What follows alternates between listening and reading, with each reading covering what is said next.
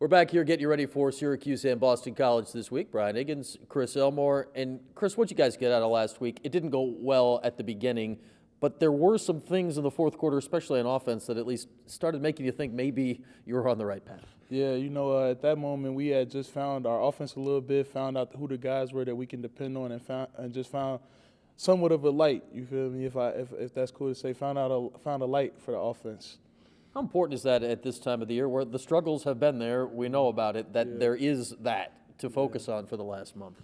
Yeah, we've been struggling as an offense this whole season, but that light, that gave the guys a glimpse of what the offense could potentially look like if everybody does their job to 150%. Obviously, offensive line was a big talk all season long, especially last week. Matthew Bergeron in for his first start. Working a freshman in like that. You're next to that group when you're playing the fullback tight end. What was that like to see Matthew out there? Yeah, it was an exciting moment for us as a football team, for him, getting his first start as a freshman against a team like Florida State. I talked to him all week, just told him, don't be nervous. Go out there, play your game.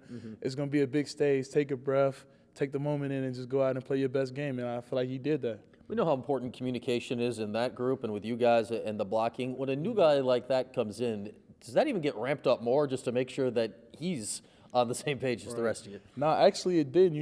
Coaches did a good job with him in the summer, getting calls to him and just making sure he was ready throughout the season. So, us relaying calls to him was no issue. He executed them really well. All right, when we say Syracuse, Boston College, first thought? Hatred.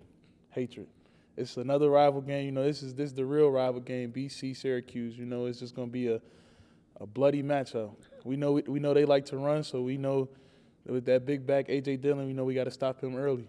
You've already switched to your defensive side of the ball here. We know you're playing both sides. That Coach Baber said it earlier this week, this is the most physical game on the schedule every year. What does that do when, in many ways, it's simple? You know what they're doing. They're going to run the ball right at you, and the only question is if you're going to stop it or not. Yeah.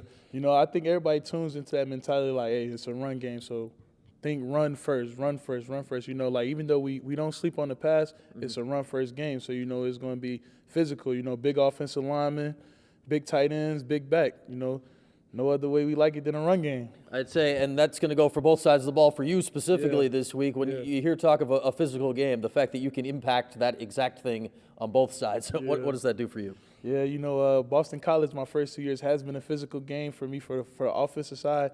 And, I just look forward to going out there, hitting the linebackers, hitting whatever's in front of me, really, and, just going after it. Hitting the linebackers, hitting the running backs.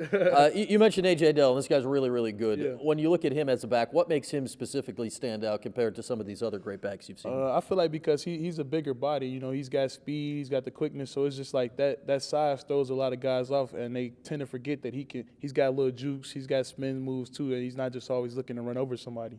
Home stretch of the season here as we're getting into November this week. Give me a main thought of the team of where you guys are at right now. And just finish strong.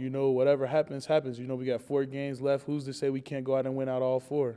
All right, good way to wrap it up, Chris. We'll see you on Saturday. Yeah, see you guys. That's the Rhino, Chris Elmore. We'll see him out there this weekend.